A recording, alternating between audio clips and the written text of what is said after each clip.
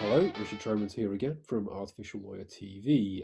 Today we're doing a bit of a news announcement with Dan Broderick, who is the co-founder of Black Boiler, a US-based legal tech company that's just received $3.2 million in funding. One of the investors was DocuSign.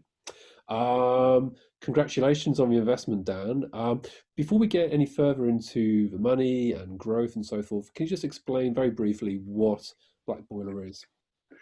Yes, Black Boiler is automated contract markup technology that learns from how our clients have reviewed and marked up contracts in the past to then create client-specific editing models that can review and mark up previously unseen documents. Gotcha. And who is it aimed at? It's aimed at the corporate market or law firms or both? Yeah, so currently our users are run from the corporate legal departments to alternative legal service providers to law firms. Yeah.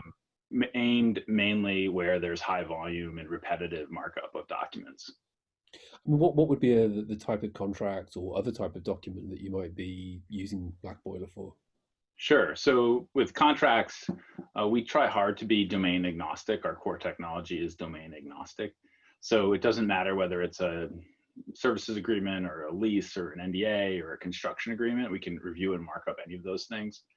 But our technology isn't aimed just squarely at contracts.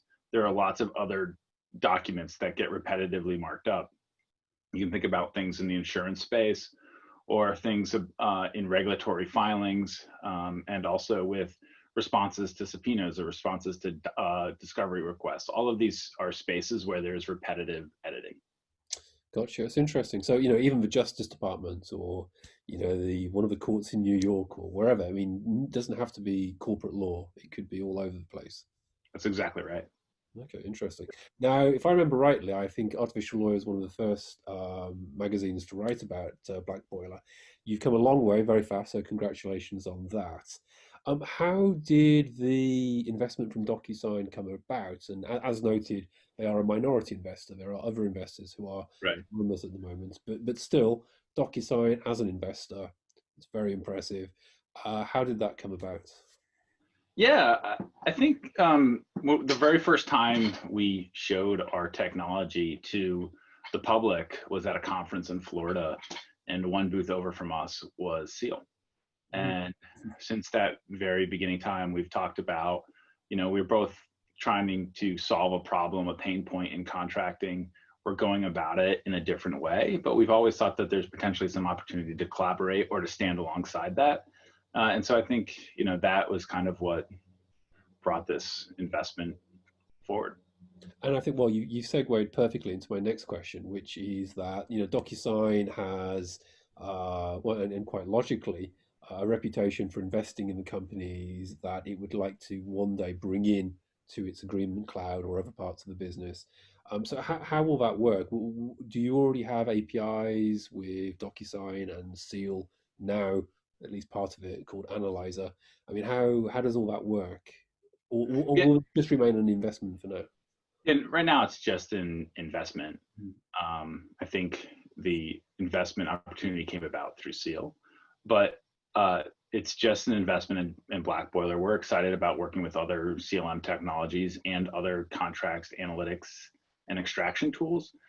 We have existing APIs that connect to other CLM technologies, and we're actively talking to other contract analytics and kind of extraction tools, classification extraction type technologies. So, we just kind of more view it as an investment in Black Boiler and a validation of what we're doing is tackling a huge pain point for our clients, and we tackle it in a unique way.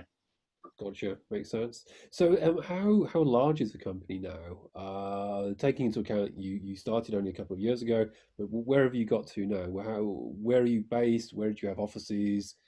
Where's the company going now? And particularly with this new funding. Yes, that's a great question. Uh, so obviously we're in a little bit of a state of flux in where our offices are right now because of COVID. Everybody's working remotely, so we have people in the DC area, in the New York area, and one person now in Colorado. So we're scattered in North America right now. We're going to use the funding to continue to build out our team, have a world-class team, and continue to serve our clients and expand on our capabilities and the types of things that we're able to do for our clients, and continue to kind of take a deep dive into this repetitive markup of documents and repetitive markup of contracts, because that's where the huge pain point is for our clients, is having to do that work repetitively. No, absolutely. And I mean, have you got any relationships with, like the LPOs and, ALSPs and law companies like Elevate and so forth? I mean, is that part of the strategy to build relationships there? Oh, absolutely. We're involved with multiple ALSPs or LPOs or legal businesses, whatever the appropriate terminology is for them these days. Mm. But we're excited about that. We think that, Black Boiler's technology is the technology part of people, process, and technology.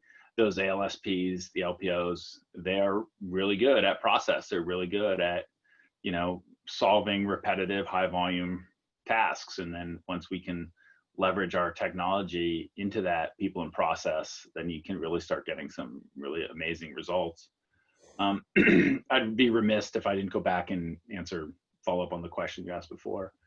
One of the other things we're really looking at doing with this funding is building out our capabilities to build models, client-specific models, very, very quickly on the fly for our clients, so that they can come in and say, I'm going to build a new NDA model, and this is how I want to do it, and being able to do that very fast in a matter of minutes. Is kind of where we're taking this. Gotcha.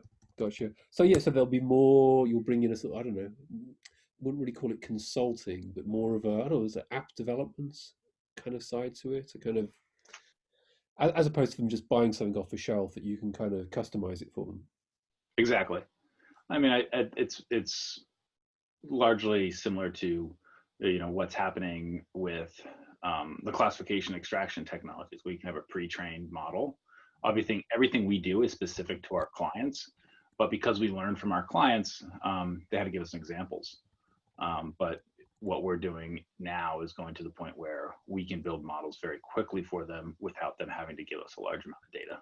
How global do you reckon you can get now? Obviously, the US is a huge market, Right. but the UK, Australia, Hong Kong, wherever, all Yeah. kinds of opportunities, all common law jurisdictions where I guess, and also English language where I guess Black Boiler could operate.